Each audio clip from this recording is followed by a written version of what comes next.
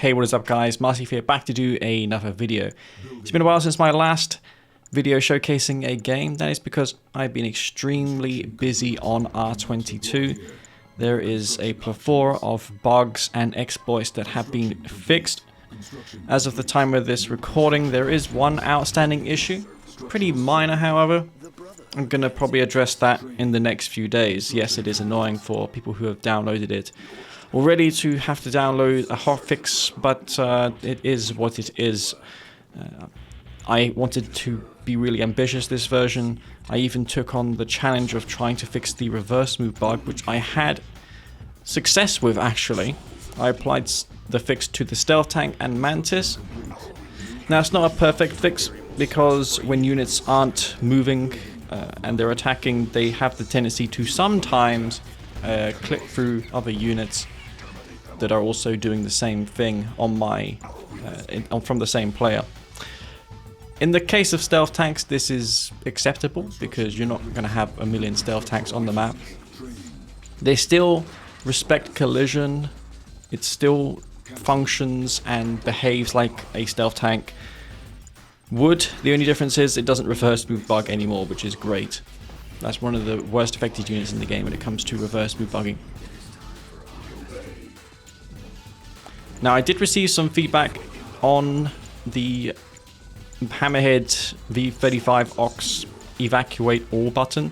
There are two such buttons at this present time with both the same icons. I'm going to change one of the icons to be different. I'm going to add a target cursor to the top right of one of them so you guys can differentiate between those two. Plus, for the upcoming hotfix, I also plan to fix a bug where the Redeemer cannot rage gen while on aggressive stance. I actually came up with a method to fix that. Well, I hope that I did. I can't see why it would not work, but yeah, I had a thought the other day and it actually came to my mind. After this, after I know there's no more problems with R22, I'm going to leave it. And I'm probably not going to do patching for a long time. This update was not to do balance changes, it was to mostly fix bugs and make the game as exploit free as possible with 4 exploits fixed. Anyways, this match here, this is on a new map. This is Gold Rush. I introduced it in R21I, if I recall correctly. R21 lingered for quite some time. It probably should have been called R22 a long time ago. But if you go through the log, you can see the progress that has been made on this patch. Quite simply stunning, if you ask me. The progress that has been made since a year and a half ago. I mean, we don't have reverse move bugs anymore, harvester glitches, we don't have any exploits, no engineer bugs. It's just great.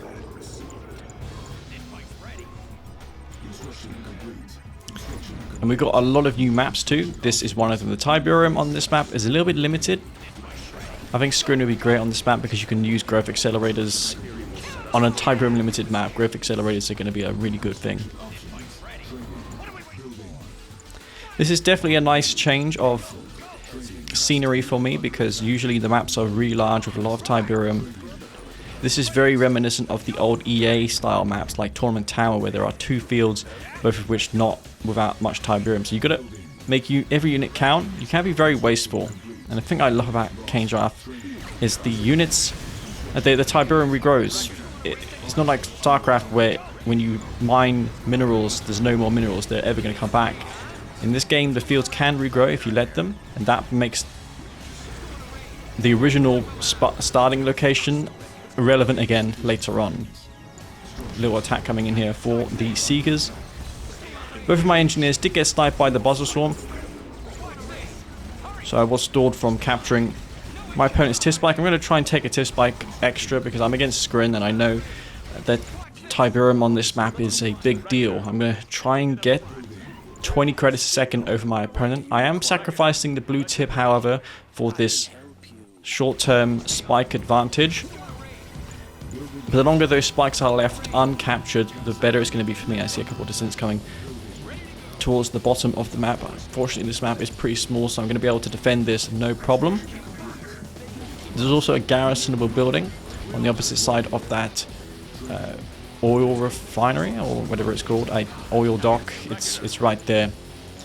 We're going to just build a tier 3 at this point. I want to go for stealth tanks or even a Redeemer, because that's the one unit that can't be mind controlled. Against Traveler-59, there's some mecha piece coming out.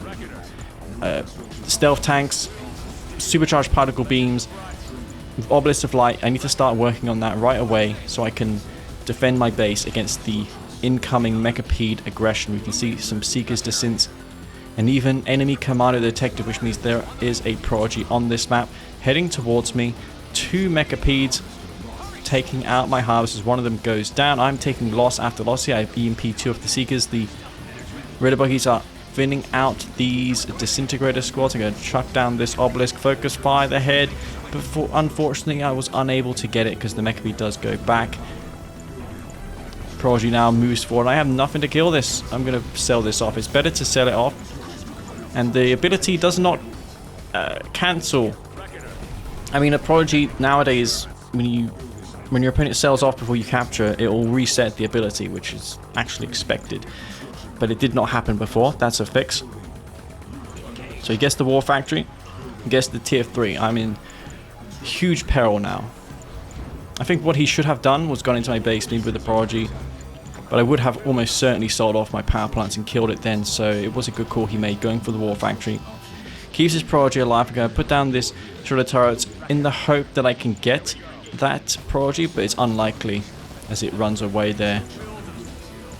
Reckoner was detected in the back. I was not able to capture that technology assembly. I was unable to inflict the same on the screen player. I did get one of the refineries, however, with the catalyst missile, plus I've thrown down the Tiberium.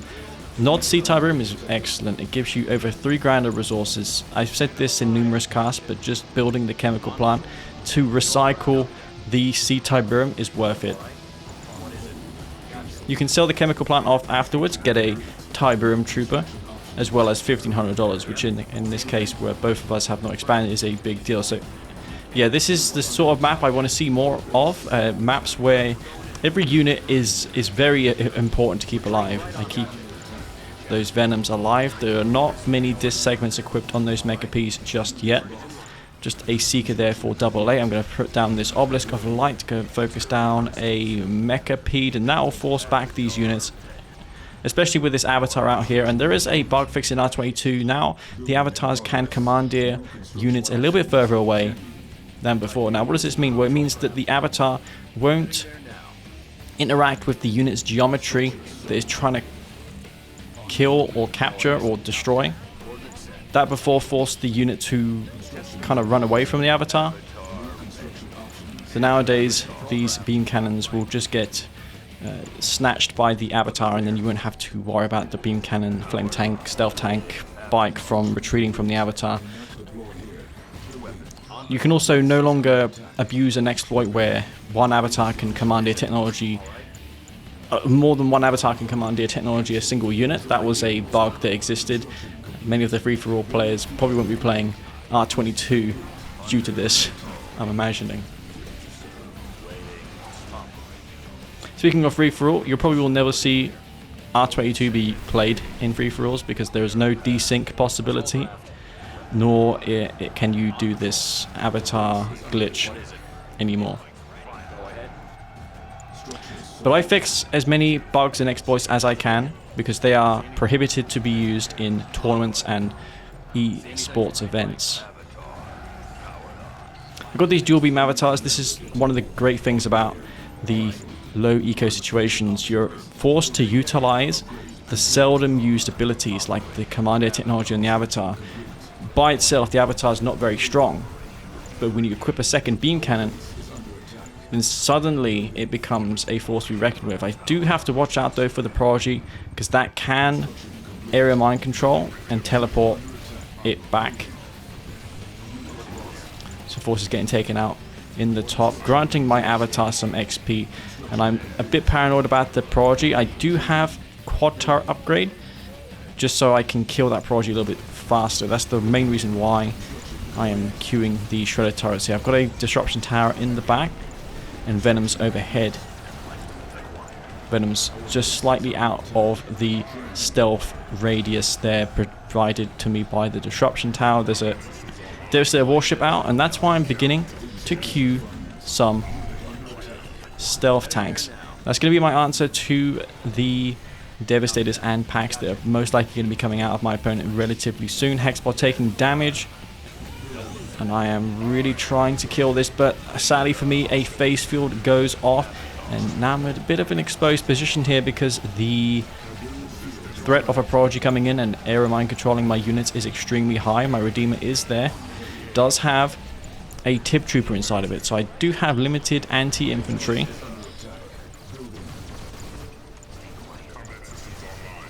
I'm able to slow down this Eradicator so it can't crush my avatars, which is very nice. Other than that, the Redeemer's Tib Trooper garrison doesn't do a whole lot. I did range buff it several versions ago. Lots of Mechapedes out here. Devastator warships as well. I'm waiting for my second stealth tank so I can effectively one-shot kill the Devastator. I don't have Tiberium core missiles upgraded just yet. Blue Tiberium field, I've taken none of that. He has. So I'm going to find the perfect position to strike down these Devastator. Stealth tanks no longer reverse debug, so I don't have to worry about my stanks going into those Mechapedes and losing their lives. That could have happened in the previous patch. 2 Mechapedes for those avatars. Milking kills. A Prodigy comes out.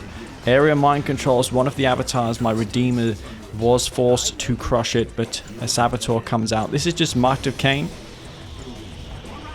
This is Marked of Kane gameplay for you. Saboteur with that cybernetic leg upgrade coming in, able to reclaim that avatar husk quickly. It retains the beam cannon. It's the only instance where upgrades are retained on the units when you capture them back for both you and your opponent. If you're capturing a tripod that had a shield and it's your opponent's tripod and you don't have the shield upgrade research, you won't get shields. But in the case of avatars, then if it had a beam cannon attachment, your opponent will also get that beam cannon on it. It's a little bit of a small detail. Moving the construction yard a little bit closer to the front line, just so I can place some shredder turrets mostly, because these Venoms are not particularly reliable with the AA defenses he has. Stealth tanks, I'm trying to find the perfect gap. As you see, I just don't have a lot of units. Neither one of us have very much. I think for the scrim player here, some planetary assault carriers would be very good. He's also long distance mining the bottom field, so as far as economy is concerned, I'm not doing too well. Plus the scrim player has access to the Ichor Seed, and most likely there are growth accelerators on the 2 tip fields that he controls. 2 more Venoms goes down. That Eradicator X-Bot was not in range to use its recycler ability. For every kill, this Hexbot can generate resources. It is 15%. The most you can get is $750 from an enemy epic unit killed. So even these shredder turrets, individual turrets, are giving the enemy scrim player resources, $60 going to them. So I go in for the Prodigy. I was able to snare it down. Only lose a singular Venom there, which is kind of a miracle. Hexbot has regained most of its health back up. Redeemer going to engage the Hexbot once again. I've got this Saboteur to place in my Redeemer. It is now a veteran Redeemer. Oh, not quite, actually. I'm actually seeing things. There is the Avatar. My bad. Avatars rank up very quickly with the dual beam attachment. People who say avatars are bad are just lazy and never upgrade them. You have to do that ability. And now that it works better, it's more responsive, I encourage you all to do it more. Some Seekers annoyingly targeting my harvesters. These are also detecting my base, but I'm going to be able to dispatch them very quickly and make a head there as well, which is going to be donated. There is a Devastator warship which I can't seem to manage, and this fight is just ongoing. Whoever wins this top field fight will win this game, but I do enjoy these engagements quite a lot. I'm going to utilize another ability for the Nod factions, and that is Beam Venom. I'm going to target down this Eradicate Hexbot with the Reflector Beam. And nowadays you can go outside of the range and the beam cannons will stop targeting. This is another fix that was introduced in R22. So if this Hexbot falls back, the beam venom will automatically stop. It will not continue till infinite, which is great. Devastator warship goes down there. I was able to focus it quickly. The damage has been unnerfed for the reflective beam ability, just because the combine bug cannot be fixed the same way as it was done with the regular beam attack. Plus, I did the nerf on the reflector beam previously as a half measure to combat the abuse done with the reflector being able to target units and never relinquish the attack. More enlightened coming out. Those can be repaired by the War Factory. Cyborg units can be repaired nearby a War Factory, albeit slowly. They do have vehicle-like HP now, but you will rarely see that. It's only going to be helpful if you've got like an elite enlightened squad and it's close to being heroic. In that case, you can send what's left of that squad back to the War Factory, get some repairs. You're not obviously going to regain lost squad members, but any health that is missing will be repaired back. Redeemer getting some repairs. I've now got 8 beam cannons. I intend to use them to counteract those devastators and packs if necessary. Now the venoms do unstealth themselves when utilizing the beam ability. That is a fix that was also implemented a while ago.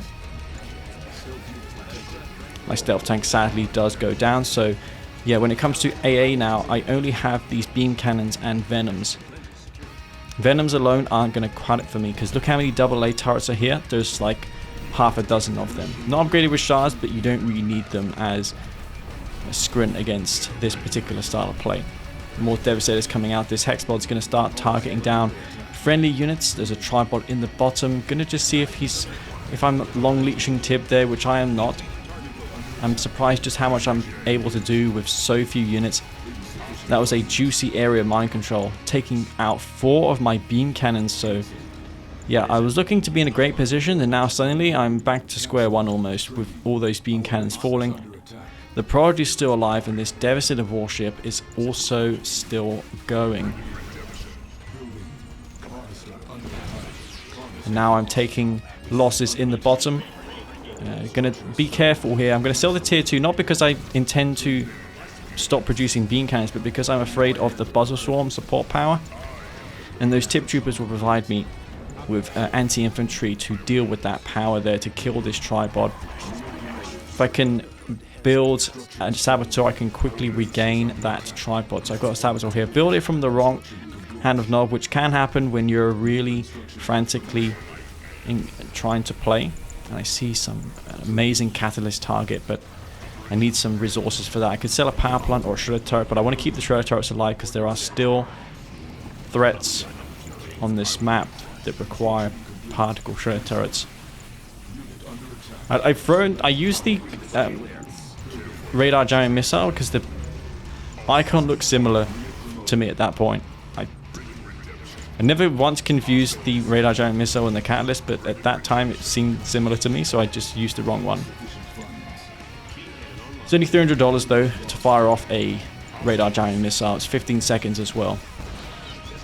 So I got a anemic summer beam cannons, but I do have a elite dual beam avatar, which in any other matchup is a great thing, but in this one here, it only takes 1 mind control for this to completely change for the worst. So I've got the beam cannons just waiting for the Prodigy, because they do grenade damage, and if I can see that Prodigy and target them down with the beam cannons, then it'll prevent the threat of that Prodigy. So I've got the Venom overhead waiting for more Devastators. This Redeemer is going to start getting repairs with its Saboteur garrison. Sending this Enlighten here, it would be unwise. I should reserve those for the Prodigy, for the Eradicate Hexbot, just so I can lock it down.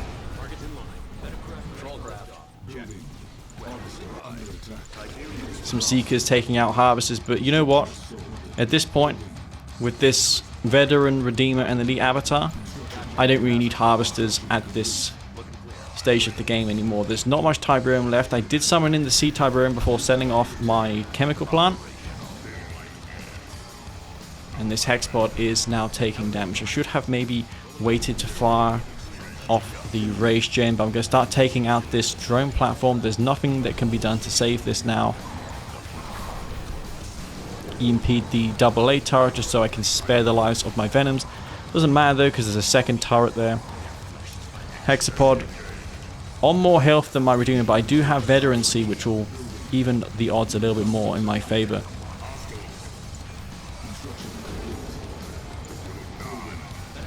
Hexapod now taking rear damage. I've got more Venoms inbound. MCV forward as well. I'm just looking at that Prodigy.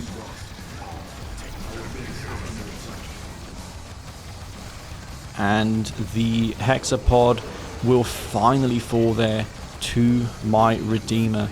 So that is going to be GG on Gold Rush. A pretty hectic fight for the top field. I was unable at any point to secure any blue tip or the bottom expansion field, but nevertheless, controlling that extra spike in the bottom and being cost effective with my units, recycling the Redeemer's Rage Gen, using the beam cannons in conjunction with the Venoms, transitioning at the right times was all that I needed to come through and win that game there.